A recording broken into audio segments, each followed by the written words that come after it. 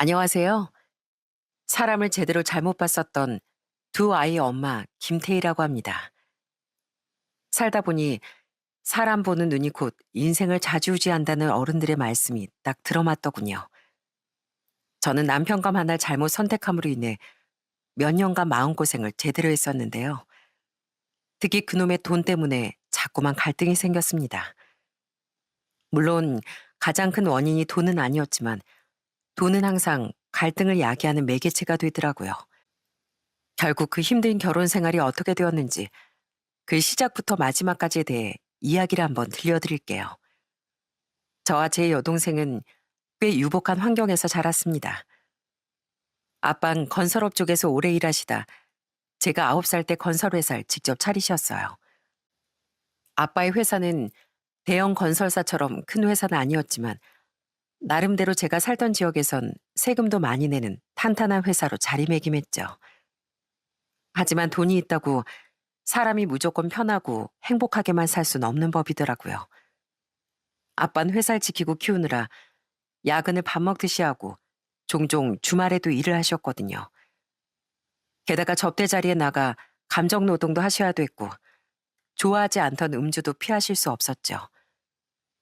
철이 좀 든 뒤 그런 아빠의 고생을 알게 되고 나서부턴 오히려 저도 동생도 돈을 어렵게 썼던 것 같습니다.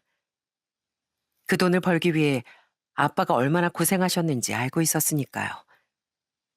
성인이 되고 대학을 졸업하며 저와 동생은 각각 독립을 했습니다. 동생은 인천에, 전 서울에서 직장을 다니기 시작했죠. 그리고 전 나이 33세 2살 연상의 남편과 연애를 하다 결혼을 하게 됐습니다. 시댁은 넉넉하지 않은 형편의 평범한 집안이었는데 어릴 때부터 집이 여유로운 적은 없었다고 남편이 말하더라고요. 게다가 남편은 위로 누나가 1명, 아래로 여동생이 2명인 사남매 중 둘째였는데 자식이 많아서 더더욱 집 형편이 피기 힘들었다고 하더라고요. 대신 절약하는 습관이 생겼으니 다행이지 뭐. 태희 너도 그런 내 경제관념이 마음에 든다고 했었잖아. 그런 배경 때문인지 남편은 알뜰한 편이었습니다. 남편은 성격도 착했지만 부분 경제관념이 맞아야 잘 살 수 있다고 생각했기에 전 남편과의 미래를 쉽게 머리에 그릴 수 있었던 겁니다. 저희가 결혼할 때 감사하게도 아빤 서울의 떡하니 30평대 아파트를 마련해 주셨어요. 아빠, 너무 무리하신 거 아니에요? 서울 아파트 값이 얼만데. 이 아빠가 밤에 잠 못 자고 주말에 출근하면서 우리 딸내미들 결혼할 때 아주 대궐 같은 집을 마련해서 들려보내야지. 이 생각을 얼마나 많이 했는 줄 아니? 이 아빠 능력 있다. 이 정도 부담 안 가지고 받아도 돼. 너무 감사하더라고요. 그런데 남편은 그걸 부담스러워하며 아빠에게 이렇게 말했습니다. 장인어른, 말씀은 너무 감사하지만 제가 죄송해서 그 비싼 집을 어떻게 덥석받겠어요. 제가 대출받아서라도 집 마련해 오겠습니다. 요즘엔 대출이 80% 정도는 다 나온다고 하더라고요. 대출? 아이고, 넣어두게. 내가 능력이 없는 것도 아닌데 우리 딸이 대출받아 힘들게 사는 거 난 보기 싫래. 대출이자 그거 만만하게 볼 거 아니야. 요즘 세상에 꼭 남자가 집을 마련해야 된다는 법이 어딨나. 여유 있는 집안이 더 해가는 건 당연한 거지. 그러니 부담 갖지 말게. 하지만 아빤 딸 자식 고생하는 모습 보기 싫다며 딱 잘라 거절을 하시더군요. 결국 남편은 감사해서 어쩔 줄 모르겠다며 아빠에게 넙죽 절까지 했죠. 아빠는 1년 뒤 제 동생이 결혼할 때도 인천에 아파트를 마련해 주셨는데 제부도 저희 아빠에게 정말 감사했습니다. 결혼한 후 전 바로 아들을 임신했어요. 그런데 언젠가부터 자꾸만 시댁과 마찰이 생기더라고요. 얘 새아가 넌 엉덩이에 쇠떡이라도 들었냐? 왜 네 손으로 물도 안 떠다 먹고 서방을 뿌려 먹어? 네? 제가 남편한테 시킨 게 아니고요. 제가 요즘 너무 허리 아파하니까 남편이 자기 물 들어가서 겸사겸사 제 것도 가져온 거예요. 뭐? 어쨌든 네 것도 떠다 줬잖니. 나 땐 우리 양반한테 뭐라도 하나 부탁하면 집안이 아주 뒤집어졌다. 어디 하늘 같은 남편을 부려먹어? 너 설마 집에서도 우리 아들 이렇게 부려먹는 거 아니야? 임신이 뭐 유세냐? 저는 배가 불러오면서 점점 허리가 좋지 않아졌습니다. 병원에서도 조심하라기에 남편도 절 좀 배려해 줬었습니다. 그런데 시댁에서 남편이 제게 물을 한 잔 떠다 주는 걸 보고 시모가 제게 버럭하는 거예요. 그때 그래도 제가 음식도 거의 다 차리고 점심 설거지도 다 했었거든요. 그런데 배부른 며느리에게 아들이 물 한 잔 떠다 줬다고 시모는 뿔이 났던 겁니다. 원래 신혼 초부터 시댁이 좀 가부장적인 곳이라는 걸 눈치는 채고 있었는데요.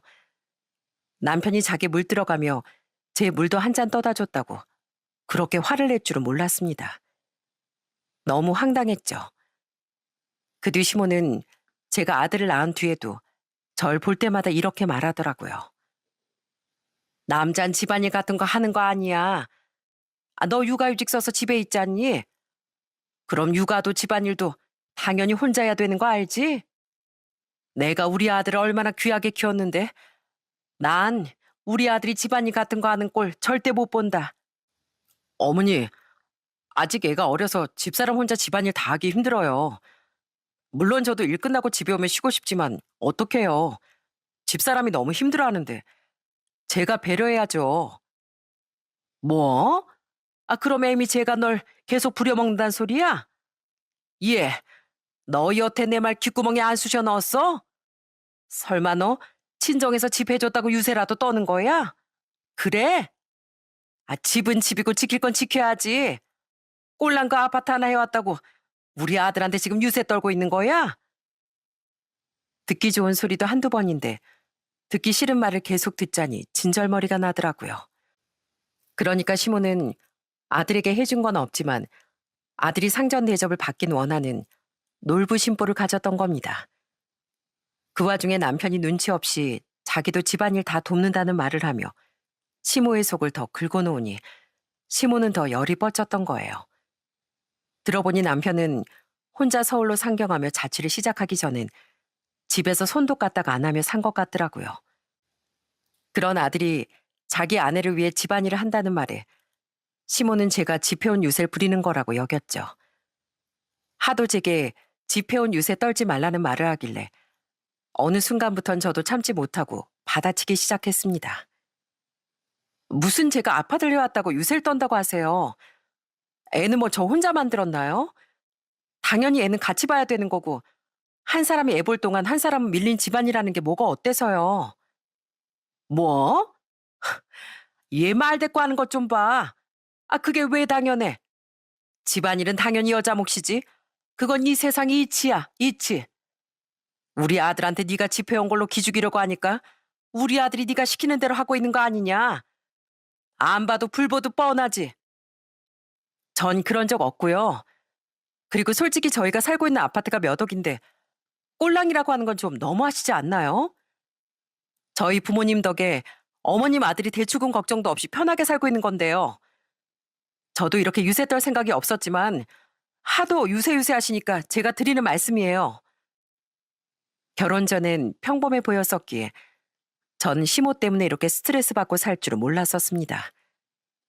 시부는 여자들 일은 여자들끼리 알아서 하라며 침묵하는 것으로 시모의 편을 들었죠. 그나마 가끔 만나던 시누이들이 저를 위로해 주더라고요.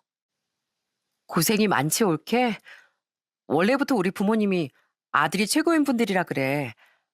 그래서 난 세상 모든 집이 다 우리 집 같은 줄 알았는데 결혼하고 보니까 우리 시부모님처럼 며느리를 더 귀하게 대접해 주는 분들도 있더라고.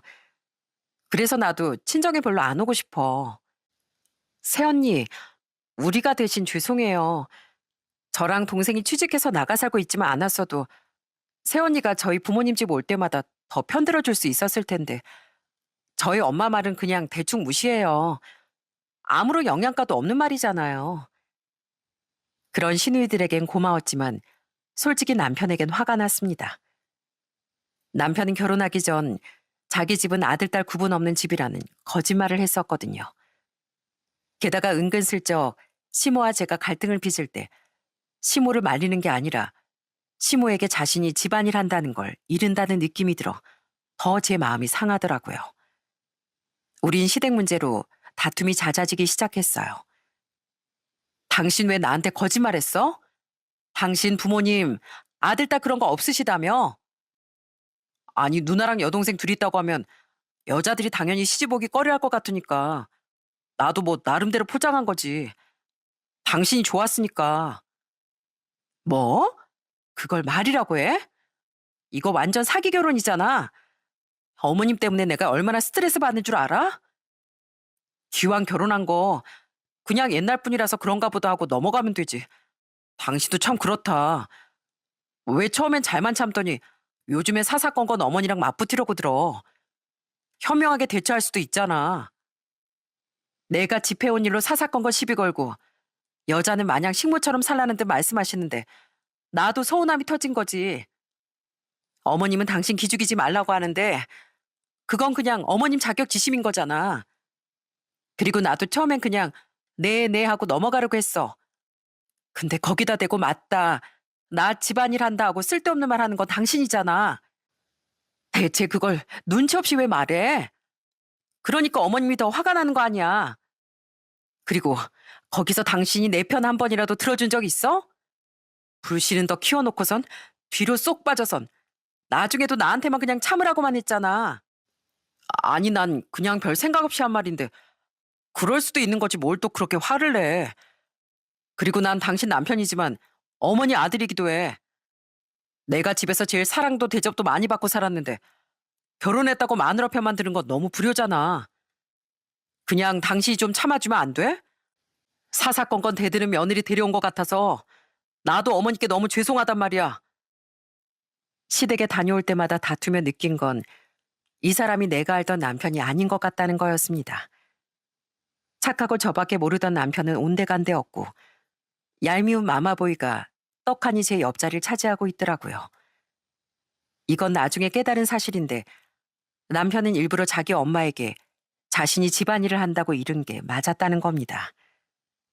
그렇게 시모에게 욕을 먹으면 자신이 집안일도 육아도 좀 덜해도 될 것 같았다고 그렇게 나중에 실토하더군요. 그런 남편의 문제점은 또 있었습니다. 저희 아들이 3살 때 남편은 결혼 전부터 가지고 있던 주식으로 짭짤한 돈맛을 봤었거든요. 그거야 축하할 일이었건만 그때부터 남편은 돈맛을 알기 시작하더라고요. 저 몰래 계속 주식을 하던 남편은 대출까지 받았다는 사실을 제게 들키고 말았습니다. 뭐? 2천? 미안해 여보. 한 번 돈맛을 보고 나니까 자신이 생겨서 주식 수익을 또 다른 주식에 투자하고 투자하다 보니까 처음하고 다르게 계속 손실이 나서 그것만 메꾸려고 한 건데 뜻대로 안 됐어. 당신한테 말하면 화낼 것 같아서 대출 받아서 어떻게든 해보려고 했는데 그거까지 잘 안 되더라. 그래도 2천 중에 1,500은 남아있어. 그걸 말이라고 해? 뭘 하든 나랑 상의를 했어야지. 애도 있는데 당장 그 1,500이라도 건지게 청산해. 그렇게 대출까지 받았는데도 그 비싼 시계를 사고 백화점까지 들락날락했던 거야? 인터넷 주식 카페에 가입했었는데 거기 사람들도 다들 돈 좀 벌면 그런 거부터 사더라고. 씀씀이가 커져야 담도 커진다고. 담이 커야 큰 돈도 만질 수 있다길래. 그전에도 생전 안 그러던 사람이 사칠 부리기에 다툼이 있었거든요.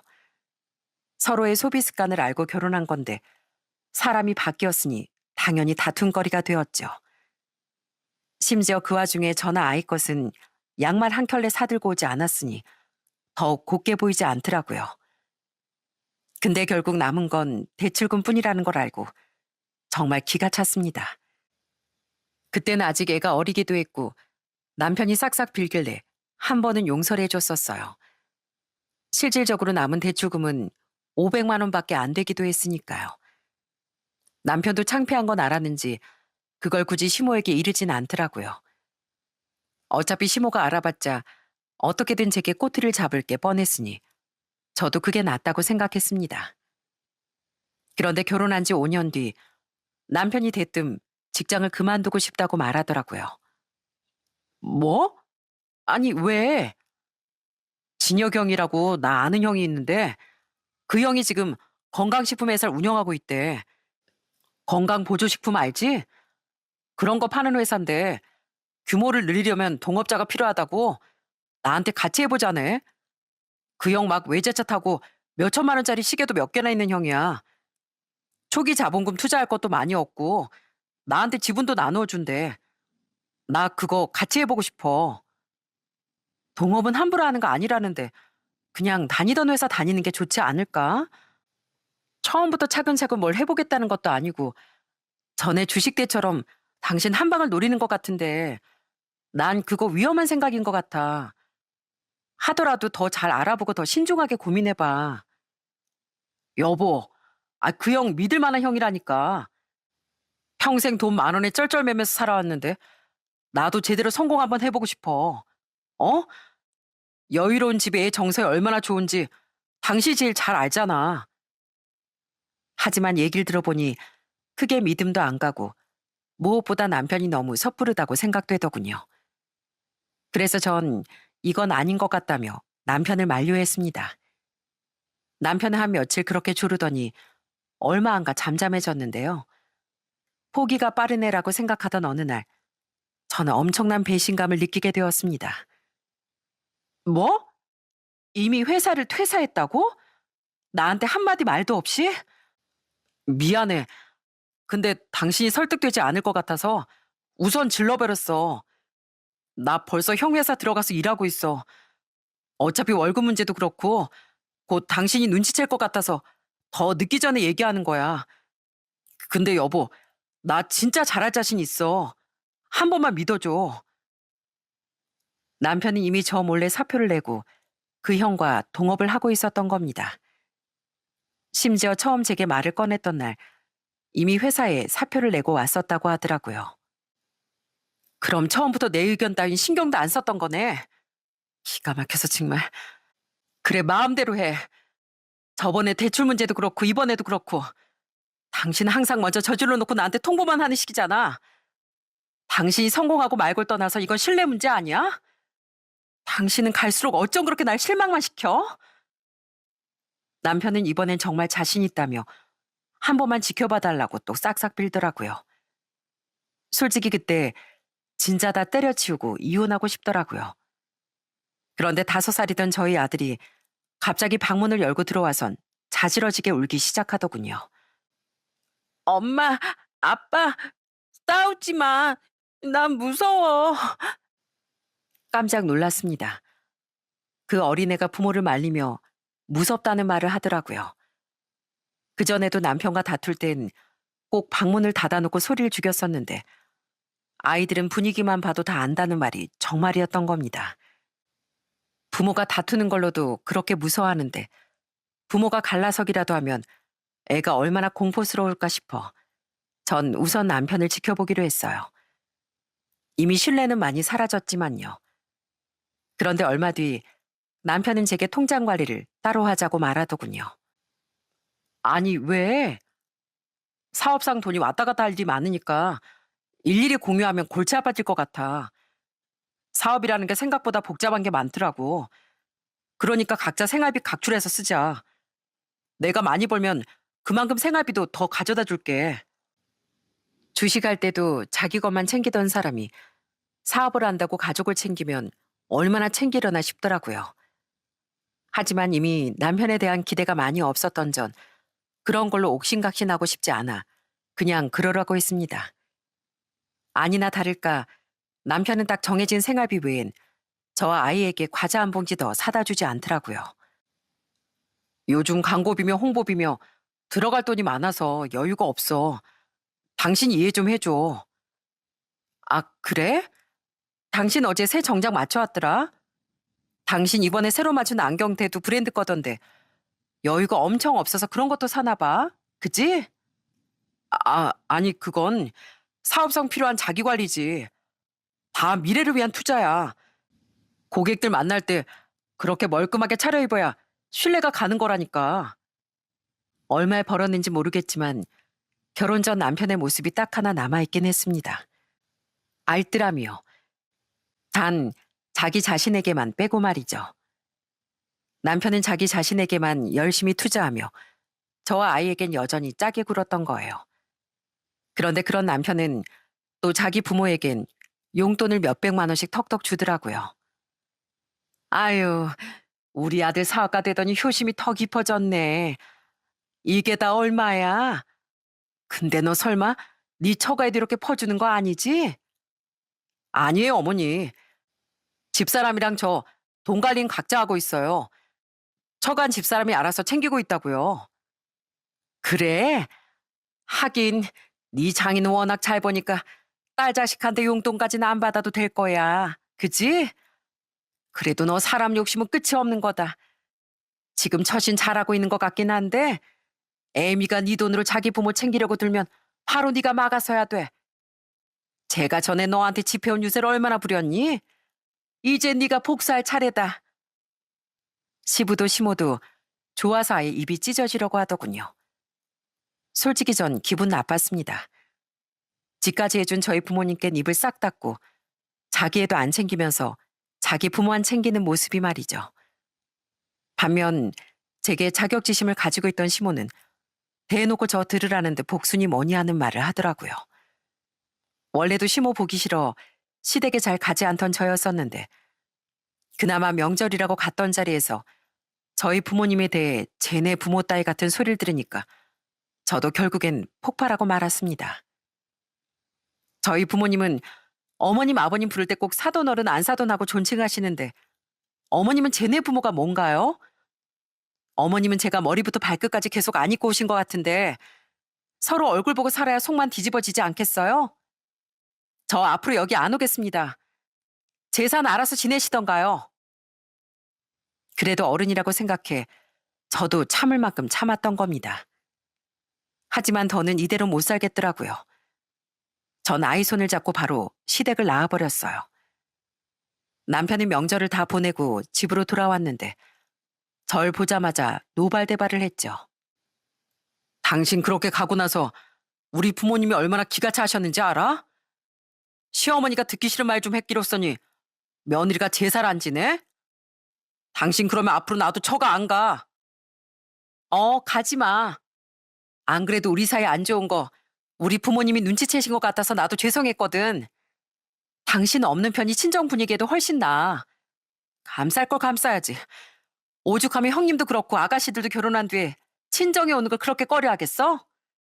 아들 사랑만 지극한 당신 부모님은 앞으로 당신 혼자 잘 감당하면서 살아. 그 뒤 전 정말 시댁에 가지 않았고 남편도 잔뜩 삐져선 친정에 가지 않더라고요. 이게 무슨 부부랍니까? 이미 신뢰도 없는 상태에서 이건 남보다도 못한 사이라는 생각이 들더라고요. 게다가 남편은 언젠가부턴 제게 생활비도 가져다 주지 않기 시작했어요. 당신, 이 집 가족이면 최소한의 생활비는 줘야 할 거 아니야? 왜 돈을 안 줘? 당신 부모님한테 그렇게 용돈을 턱턱 드리면서. 우리 부모님한테도 요즘엔 돈 못 드려. 회사 사정이 좀 위태로워서 그러는 거니까 기다려봐. 그리고 여보, 얼마 뒤에 우리 어머니 생신인 거 알지? 나 어머니 생신 선물 사드릴 돈이 없어서 그러는데 당신이 돈 좀 주면 안 돼? 그래도 당신이 며느리잖아. 뭐? 돈 잘 버는 것 같을 땐 우리 부모님이랑 나랑엔 안중에도 없이 자기 부모만 챙기던 사람이 아쉬워지니까 나한테 어머님 생신 선물 살 돈을 달라고? 싫어. 각자 부모는 각자 챙기자며. 어이없어서 진짜. 그리고 당신이 돈이 왜 없어? 그렇게 회사 사정이 안 좋으면 당신 가지고 있는 명품 시계, 옷, 구두 다 갖다 팔면 되잖아. 자기 건 내놓기 싫고 내 돈은 또 우습나 보지? 내가 그렇게 반대했던 그 사업 나한테 거짓말까지 하면서 시작한 건 바로 당신이야. 그리고서 고작 2년 만에 사정이 안 좋아? 할 말이 없다 정말. 그 와중에 시모의 선물까지 사달라기에 저는 딱 잘라 거절했습니다. 그리고 남편이 계속 생활비를 주지 않기에 아예 남편의 물건까지 팔아서라도 내놓으라며 화를 냈죠. 그런 말까지 남편에게 하던 절 보며 저는 깨달았습니다. 우린 정말 이제 남보다도 못한 사이가 맞구나. 이 뻔뻔한 사람과 더 살다간 악만 남겠다 하고요. 그때부터 전 서서히 남편과 이혼을 결심했어요. 그런데 제가 이혼 얘기를 꺼내기도 전에 남편은 아주 엄청난 사건을 터뜨려 주더라고요. 뭐? 경찰 조사를 받고 왔다고? 왜? 시모의 선물 얘기를 꺼낸 지 며칠 뒤 밤늦게 집에 들어온 남편은 충격적인 말을 꺼냈습니다. 그날 남편은 제발 자기를 좀 도와달라고 말하더군요. 그게 전에 소비자 중 한 명이 식약처에 우리 회사에 대해 무슨 신고를 했나 봐. 허가받은 식품인지 의심된다면서. 그래서 식약처에서 나와서 조사를 했는데 우리 회사 제품이 건강 제품으로서 효능이 없다는 제품이라는 게 밝혀진 거야. 실은 식약처에서 허가를 못 받은 제품인데 받았다고 허위 광고를 했었거든. 들어보니 기가 막혔습니다. 건강기능식품은 무조건 식약처에 허가가 있어야 판매를 할 수 있는데 남편과 그 형이란 사람은 처음부터 그걸 알면서도 무허가 제품을 팔았다네요. 그것도 심장병에 좋다, 혈관 질환에 좋다, 암에도 효과적이다는 허위 광고와 홍보를 엄청나게 하면서요. 완전히 식품위생법 위반의 사기였죠. 그게 딱 걸린 남편은 경찰 조사를 받게 됐던 겁니다. 게다가 남편은 사업을 시작한 지 고작 2년 만에 자기 앞으로 빚이 무려 5억이나 생겼다고 하더라고요. 5억? 어, 그동안 무조건 안 들킬 거라고 생각하고 대출까지 잔뜩 받아서 광고를 엄청 했었거든. 저번에 당신한테 보여준 그런 식으로 말이야. 반응이 좋아서 제품 생산도 엄청 활발하게 했었어. 빚이 많아도 판매가 쏠쏠하게 되니까 금세 다 갚을 수 있을 거라고 생각하고 또 빚을 지고 빚을 져서 사업을 키우려고 했는데 이렇게 빨리 걸릴 줄은 몰랐지. 심지어 처음 경찰에 소환되기도 전에 소식을 들은 소비자들이 환불해달라는 문의가 빗발치고 제품 생산도 중단되고 빚은 빚대로 못 갚고 그래서 최근에 내가 생활비도 못 가져다 줬던 거야. 남편은 그날 경찰 조사를 처음 받은 것도 아니었습니다. 벌써 2달간 몇 차례 조사를 받고 난 뒤 검찰로 송치될 것 같자 제게 모든 사실을 털어놨던 거예요. 미리 말 못해서 미안해 여보. 어떻게든 빠져나가 보려고 했는데 잘 안 되더라.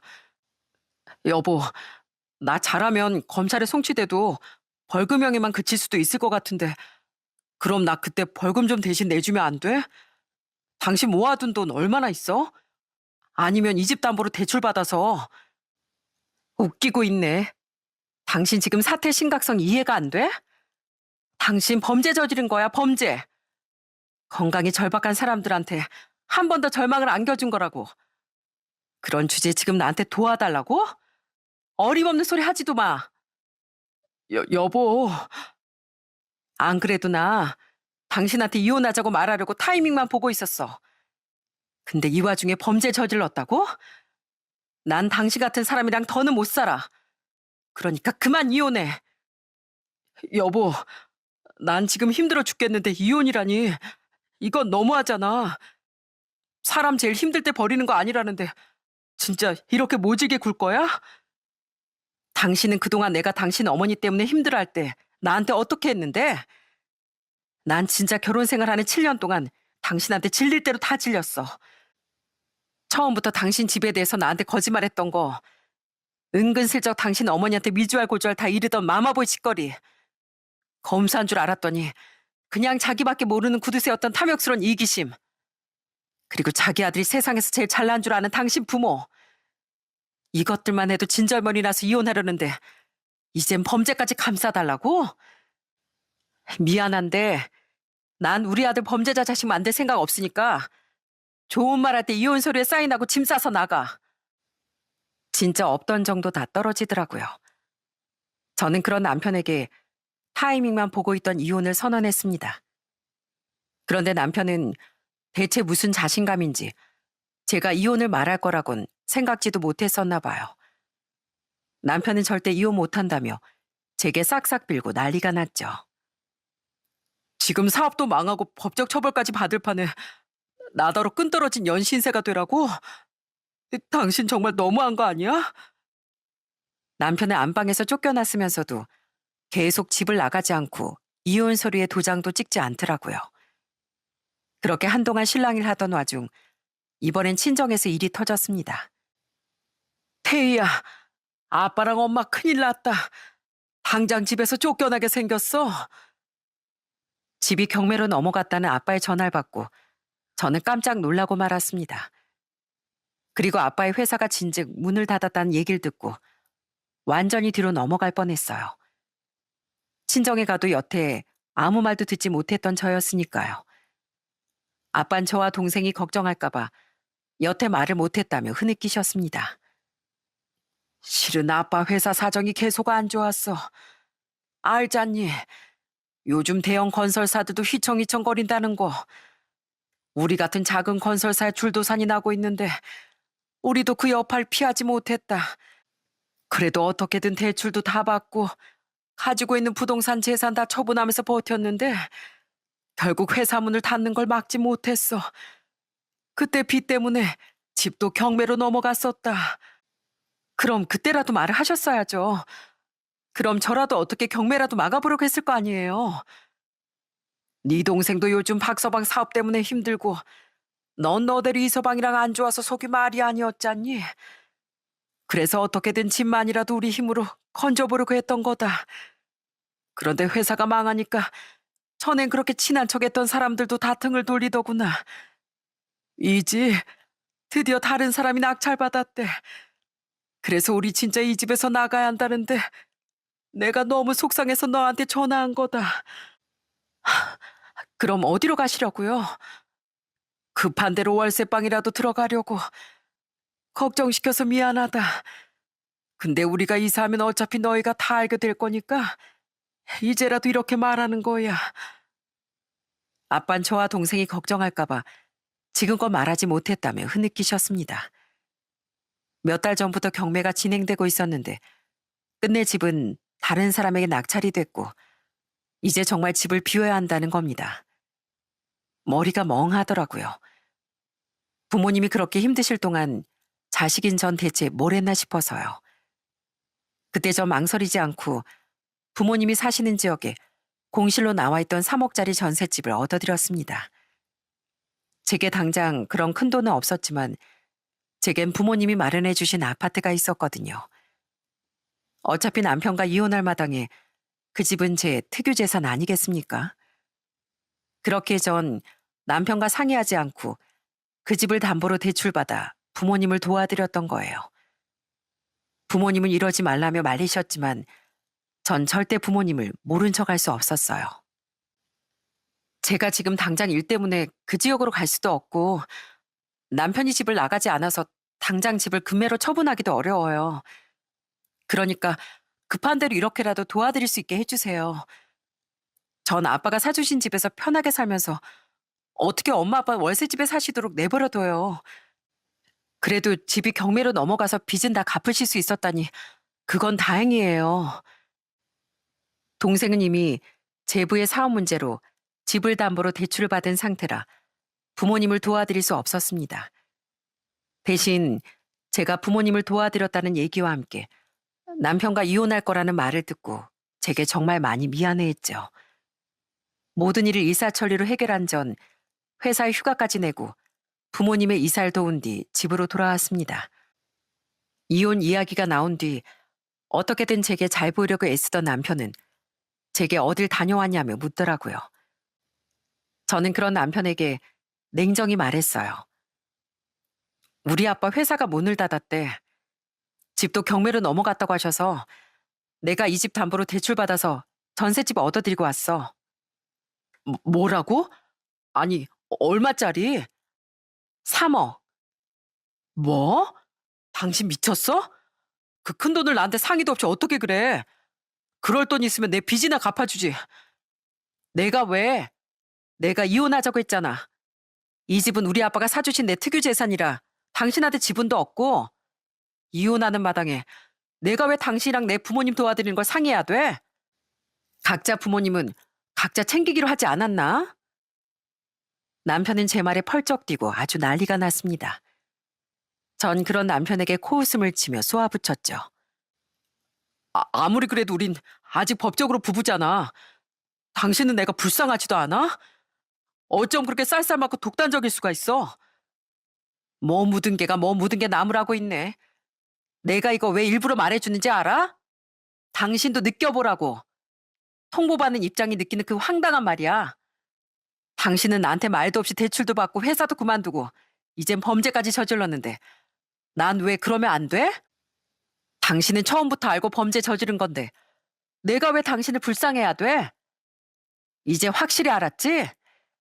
난 당신이랑 살 마음 없으니까 좋은 말 할 때 이혼하자고. 가뜩이나 골치 아파서 이혼 소송까지 하기 귀찮으니까.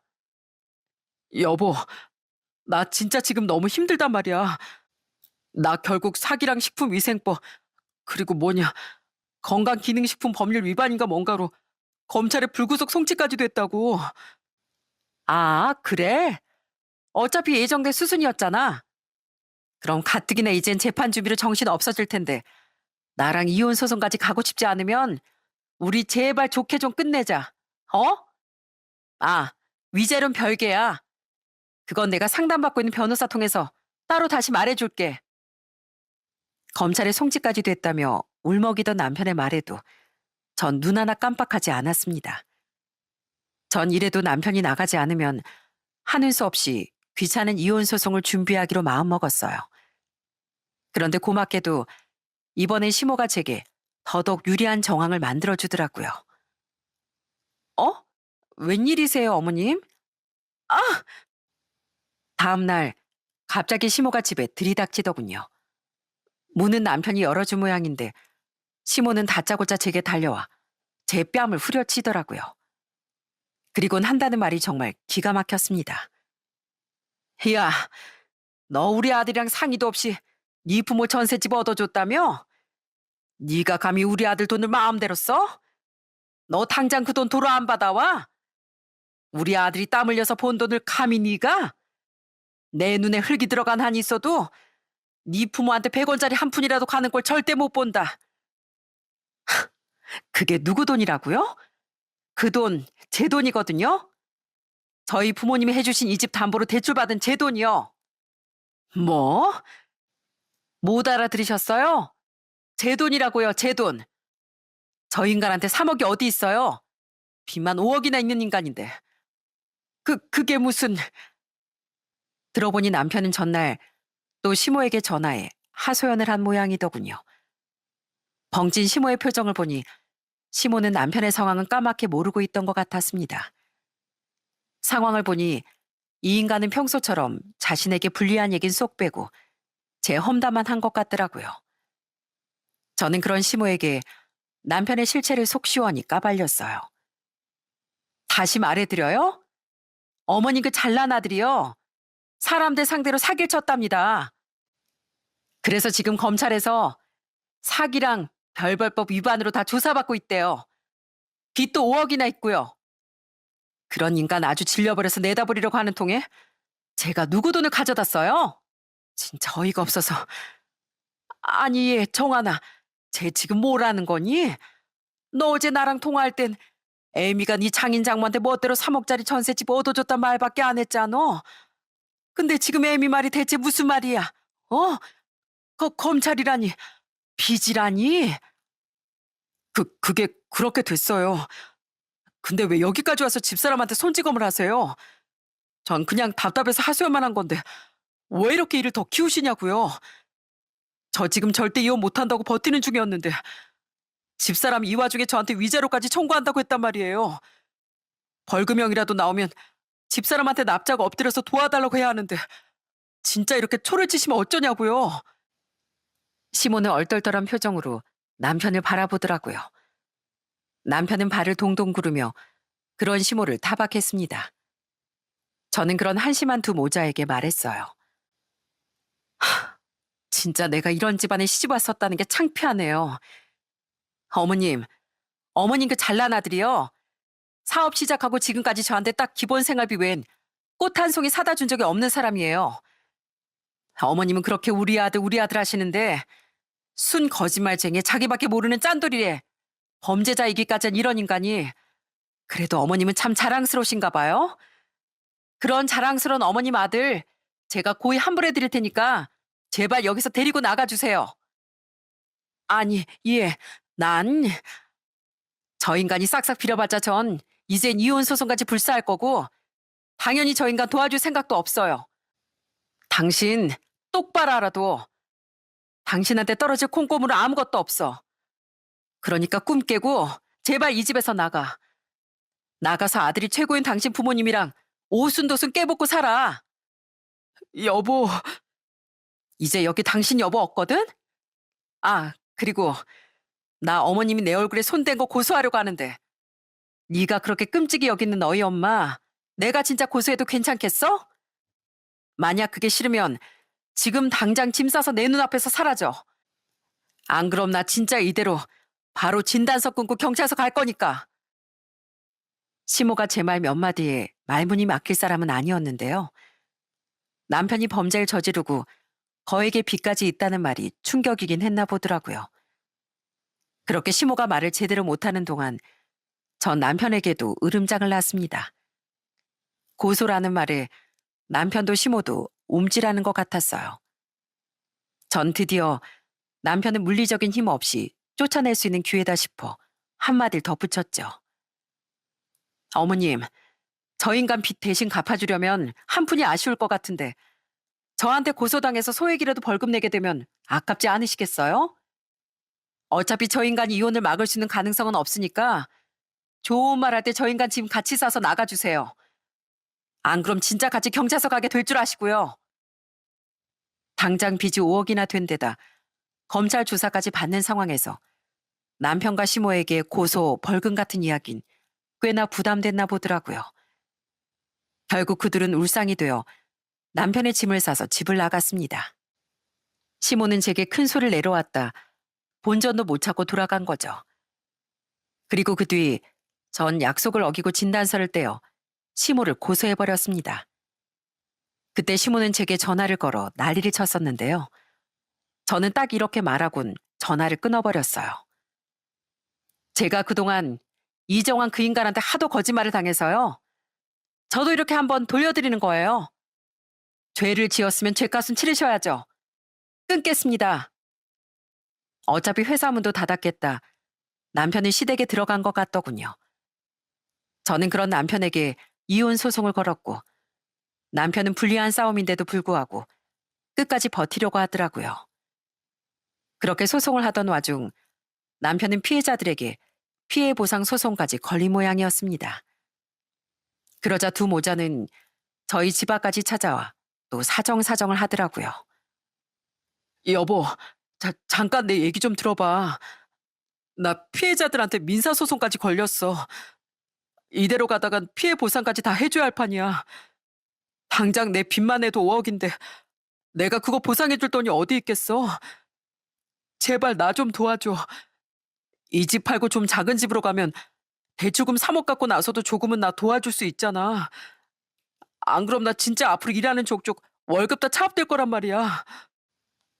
에미야, 그동안 나한테 서운한 거 있었으면 저번에 나 고소한 걸로 다 퉁치면 안 되겠니? 그래도 우리 정한이가 지우 아빠인데 얘 인생 진짜 엉망되게 생겼다. 제발 도와다오. 당신 죗값은 당신이 알아서 감당해야지. 왜 우리 부모님 돈으로 살 길을 찾으려고 들어? 어머님, 제가 이 집을 팔고 작은 집으로 이사 간다고 해도 그건 엄연히 저희 부모님이 저한테 해주신 돈인데 그걸 어머님이 왜 넘보세요? 언젠 그깟 아파트라고 하셨죠? 그리고 저 사람이 우리 애 아빠인 것처럼 전 우리 지우 엄마고 우리 지우 앞으로 잘 키우려면 저도 돈이 필요해서요. 두 사람 다 또 찾아오면 그땐 경찰에 확 신고할 거니까 알아서 하세요. 그러게 있을 때 잘할 것이지 왜 이제 와 이런답니까? 전 그들을 냉정하게 지나쳤어요. 그나마 아직 어렸던 저희 아들이 자기 아빠의 그런 처량한 모습을 보지 못한 게 다행이었죠. 이후 남편은 결국 끝까지 소송을 진행하길 포기하고 이혼을 받아들여야 했습니다. 아무리 붙잡아도 소용이 없다는 사실을 받아들인 거예요. 소송 자체도 남편의 범죄 행각과 결혼 생활 내내 제가 겪었던 문제들, 또 시모가 제게 손찌검을 했던 것까지 모두 더해져 남편에게 불리했으니까요. 아이의 양육권은 당연히 제가 가져올 수 있었답니다. 그리고 빚만 잔뜩 있던 남편이 절대 꾸준히 양육비를 지급할 수 없을 거라고 생각해 저는 법원에서 양육비를 일시불로 받길 주장했습니다. 그 덕에 전 남편 앞으로 남아있던 그나마의 재산을 아이의 양육비와 위자료 명목으로 받을 수 있었죠. 물론 아이가 성인이 될 때까지 다달이 받을 수 있었던 양육비에 비하면 턱없이 적은 돈이었지만 빚만 잔뜩 있던 남편에게 그 이상을 받아낼 수는 없다고 생각했으니 그것만으로도 다행이었죠. 친정도 어려워진 상황에 혼자 아이를 키우려면 제겐 꼭 돈이 필요했으니까요. 그렇게 이혼한 후 전 집을 정리하고 아이와 둘이 좀 더 작은 아파트로 이사를 했습니다. 그 차익으로 친정 부모님을 위해 받았던 대출금을 갚았고요. 직장이 서울이었으니 친정에 들어가긴 힘들었고 다달이 대출금 이자 내기 아까워 그런 선택을 했던 겁니다. 미안하다, 태희야. 부모가 돼서 자식에게 짐만 되는구나. 아니에요. 애초에 두 분이 해주신 돈으로 대출도 없이 편하게 살았는데 오히려 제가 죄송해야죠. 이후 결국 전 남편과 동업자던 형, 그리고 회사 임직원들은 식품위생법과 건강기능식품에 관한 법률 위반, 그리고 사기죄로 법적 처벌을 피할 수 없었습니다. 그 처벌과 별개로 전 남편과 동업자 형은 처벌받은 이후에도 평생 피해자들에게 손해배상 판결을 받은 돈을 갚으며 살아가야 하는 신세가 됐어요. 시부모는 어떻게든 빚만 잔뜩인 아들을 도우려 집까지 팔고 월세집으로 이사했지만 소송 걸린 돈과 남편의 개인 채무까지 합하면 어마어마했던 그 돈을 다 갚을 수는 없었다고 하더라고요. 그 와중에 시부모는 시누이들에게까지 전화해 대출을 받아서라도 네 동생 좀 도와라 라고 윽박질렀다가 손절당했다고 합니다. 가끔 저와 근황을 묻고 지냈던 큰 시누이가 해준 이야기였죠. 그렇게 시부모와 전 남편은 몰락하고 말았습니다. 시부모는 그렇다 치더라도 그래도 우리 아들의 아빠인 전 남편의 신세가 그렇게 처참해진 걸 보면 마음이 좋지 않긴 합니다. 하지만 스스로 사기인 걸 알고 시작한 인간이었으니 그 모든 건 인과응보였다고 생각해요. 피해자들을 생각하면 전혀 불쌍하진 않더라고요. 그렇게 시간이 꽤 흐른 지금 저는 친정 부모님과 합가를 한 상태입니다. 친정 아빠는 회사가 무너진 뒤 그래도 남은 뒷수습까지 책임을 다해 마치셨어요. 그 모든 일이 끝나고 전세 계약 기간도 만료되자 전셋집을 빼서 저와 합가하자고 제안하셨죠. 자식으로서 저도 부모님이 걱정됐던 터라 전 기쁜 마음으로 집을 팔고 부모님과 돈을 합쳐 더 넓은 집으로 이사를 왔습니다. 덕분에 인천 사는 여동생 내에도 부모님을 뵈러 오기 쉬워졌다며 참 좋아하고 있어요. 지금 60대 후반에 접어드신 부모님은 이곳에서 직장을 구해 일하고 계십니다. 엄만 건물 청소를 하고 있고 아빤 주차장 관리요원 일을 하고 계세요. 늘 대표님 사모님 소리만 듣고 사시던 부모님이 걱정되어 한 번은 많이 고생스럽지 않으시냐고 여쭤보니 아빤 웃으며 이렇게 말씀하시더라고요. 오히려 지금은 마음이 편하다.